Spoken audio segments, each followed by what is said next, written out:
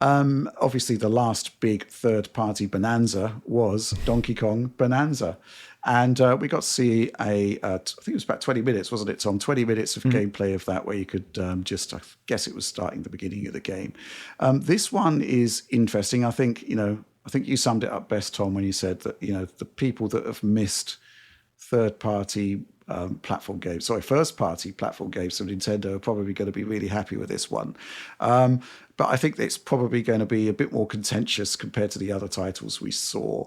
I played it for a little while, and I thought the obviously the system whereby you can just punch in any direction and just deform the environments in that kind of Red Faction guerrilla way, to coin a phrase, was really cool. Thought it was a really interesting mechanic.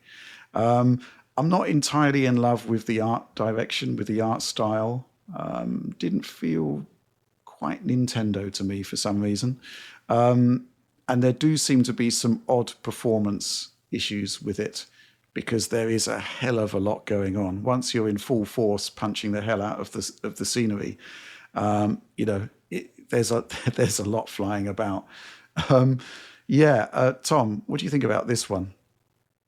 Yeah, a lot hangs on that physics-based destruction mechanic, and you'd hope that translates going into this to some fun game ideas, and I think they've landed on an interesting sort of sandbox design. So to start from the beginning, we kind of began in the mines of Ingot Isle, and we're kind of in this cavern. You can pretty much smash in any direction. I agree that the kind of visuals are a bit sort of garish, but the game language is pretty clear about which bits you can and cannot smash, which is good. I think that's always clear. Like the sort of dirt on the floor, there's always some raised sort of mulch and debris on that layer, which makes it clear, okay, this is smashable up to the point you get down and dig far enough down that it becomes hard rock. So that was interesting. The effect of picking up chunks of the floor and throwing it or riding it like a board or using it to protect yourself like a shield. Picking that rock up is a bit of a magic trick that's kind of hidden by smoke and mirrors. In this case, a lot of particles. I noticed going through frame by frame that, you pick it up and it's pretty much a sudden, one frame flip, and suddenly the geometry disappears from the floor and suddenly it's in your hand. But they mask all of that by just throwing a ton of particles for debris and everything around it.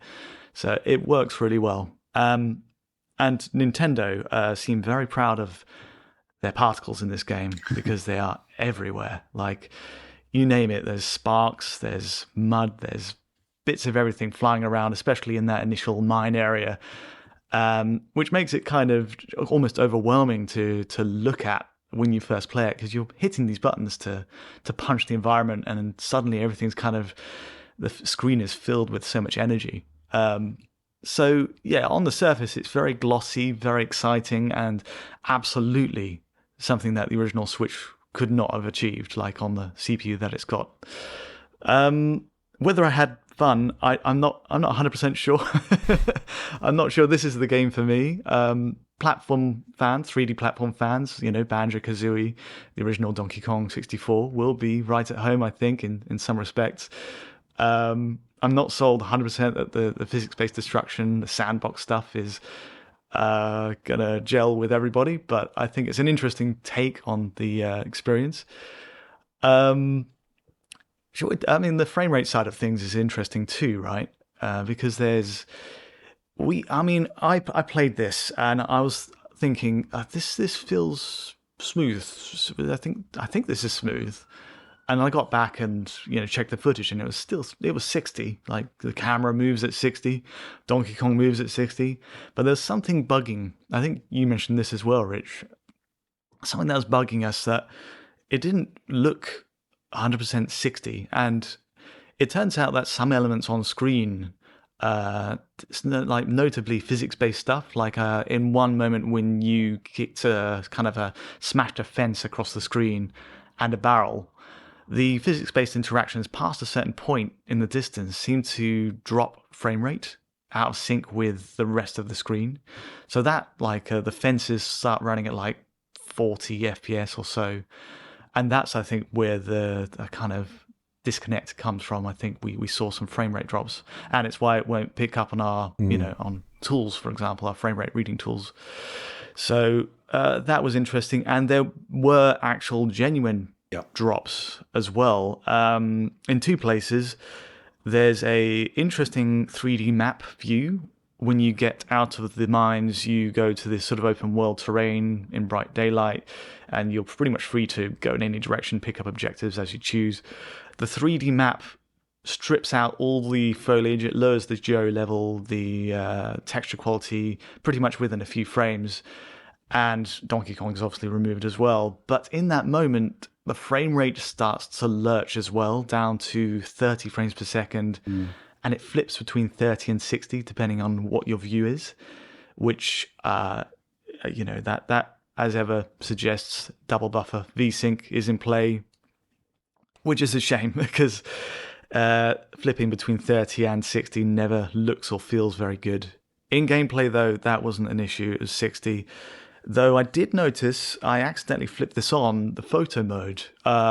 This actually resorts to that double buffer VSync 30-60 flip. There are frame rate drops more so in the photo mode, which, if you're interested in using that mode ever, suggests that they may be using higher settings there, higher resolution or visual settings. So, there are some performance drops in the game and again, you do see the double buffer VSync come in, and it is very, very jarring.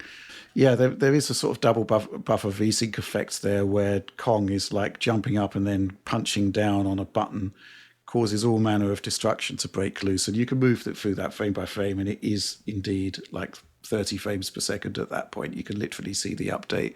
So it does seem that there are some performance drops within the game as well, but it just looks slightly odd, slightly overwhelming at times with the sheer amount of stuff that's going on. And also, I had some camera issues with the sort of automatic camera shifting. So there's still work to be done on that one. I think it didn't quite have the charm and the instant appeal that I would expect from a first-party Nintendo title. But what I do like about it is that they're trying new things for a first-party Nintendo title. The destruction mechanic is a really cool idea. We haven't seen anything like it in games for a long, long time. So it's really nice to see all of that here as well.